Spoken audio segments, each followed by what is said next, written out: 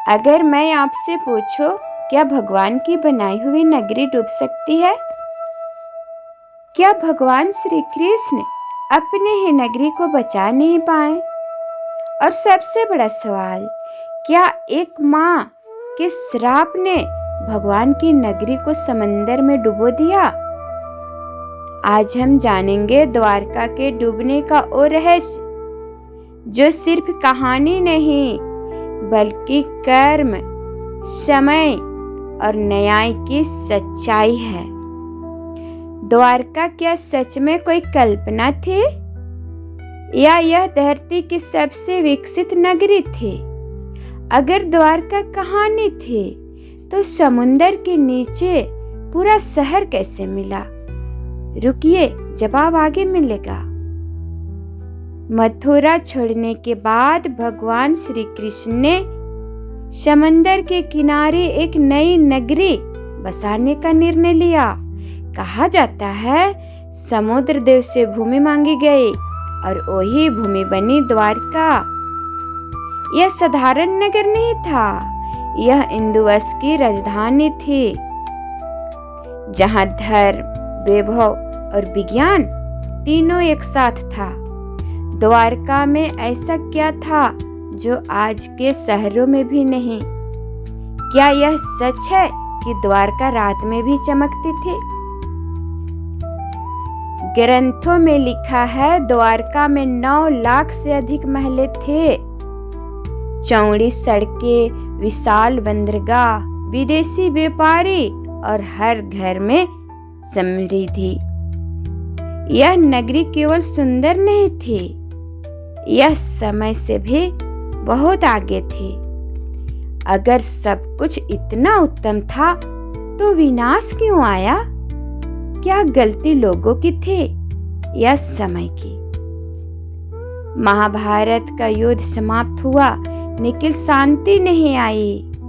इंदु वंश में अहंकार बढ़ने लगा। जो शांति धर्म के लिए थी, वो ही शक्ति अपने विनाश का कारण बनने लगी। युद्ध के बाद गांधारी ने भगवान श्री कृष्ण को श्राप क्यों दिया? क्या वह भगवान से नाराज थी या न्याय चाहती थी? गांधारी का दर्द और श्राप। गांधारी, जिसने जीवन भर आंखों में पट्टी बांधकर अंधकार को अपनाया, उस माँ ने महाभारत में अपने 100 पुत्र खो दिए। जब उसने श्री कृष्ण को देखा तो उसका दर्द शब्द बन गया। उसने कहा, जिस तरह मेरा वंश नष्ट हुआ, उसी तरह तुम्हारा इंदु वंश भी नष्ट होगा। क्या भगवान चाहे तो श्राप रोक सकते थे?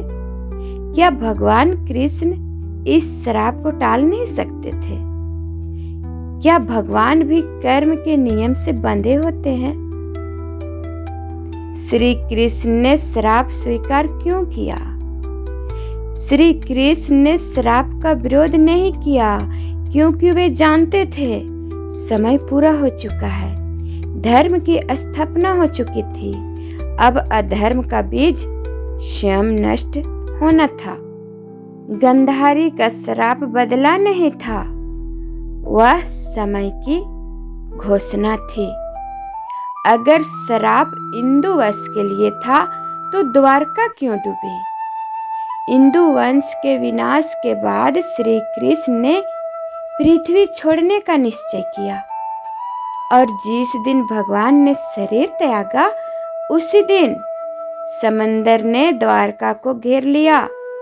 लहरें आईं और धीरे धीरे द्वारका समंदर में समा गई। अगर यह कहानी है, तो समंदर के नीचे दीवारें कैसे मिली? समुद्र वैज्ञानिकों को पत्थर की दीवारें, सीढ़ियां और बंदरगाह के अवशेष मिले। वैज्ञानिकों ने माना यह प्राकृतिक नहीं, मानव निर्मित संरचना है, यानी द्वारका सिर्फ कथा नहीं थी। अगर द्वारका मौजूद है, तो पूरी तरह प्रकट क्यों नहीं होती? मान्यताओं के अनुसार जिस दिन द्वारका पूरी तरह बाहर आ जाएगी, उस दिन कलयुग का अंत शुरू हो जाएगा।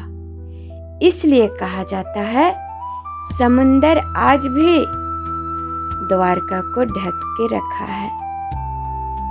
द्वारका का डूबना एक नगर का अंत नहीं था, यह अहंकार के अंत की कहानी थी। भगवान कृष्ण ने सिखाया, जो समय से पहले बढ़ता है वह समय पर मिट भी जाता है। द्वारका आज भी वही है, समुंदर के नीचे। शायद इसलिए ताकि मानव याद रखे, भगवान आते हैं, सिखाते हैं और समय पर चले जाते हैं। अगर आप मानते हैं कि द्वारका फिर उभरेगी तो कमेंट में लिखिए। जय श्री कृष्ण।